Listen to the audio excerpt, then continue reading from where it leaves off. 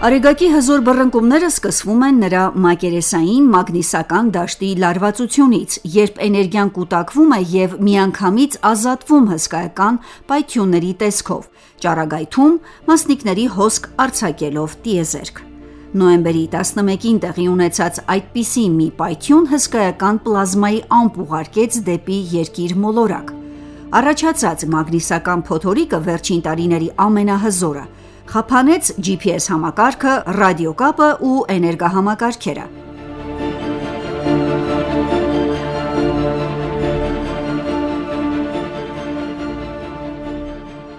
Երկնակամարում հայտնվեցին պայծառ կանաչ, կարմիր և կապույտ հյուսիսափայլեր: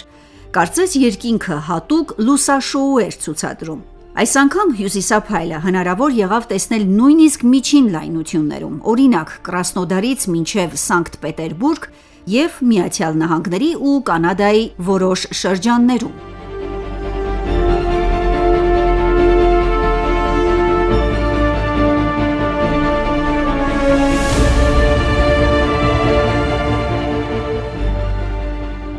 Ինչ ազդեցություն ունի մագնիսական փոթորիկը առողջության վրա: Արեգակի հզոր բռնկումները և մագնիսական փոթորիկները սովորաբար մարդկանց առողջության համար անմիջական վտանգ չեն ներկայացնում, բայց մետեոզգայունները կարող են թեթև ազդեցություն զգալ՝ հոգնածություն, գլխացավ կամ անհանգստություն: Այդպիսի օրերին մասնագետները խորհուրդ են տալիս լավ քնել, պահպանել սննդի ռեժիմը, խուսափել սթրեսից և ծանր ֆիզիկական աշխատանքից, շատ ջուր խմել և նվազեցնել սուրճի ու ալկոհոլի օգտագործումը: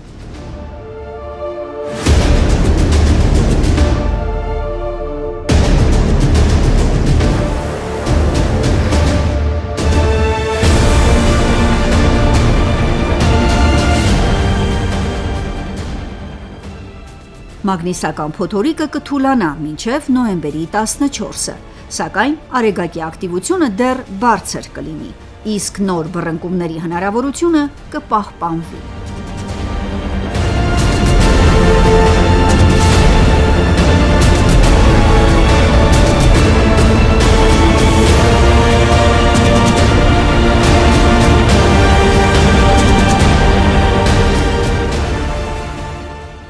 Հասմիկ Մարտիրոսյան, Ռադիոլուր: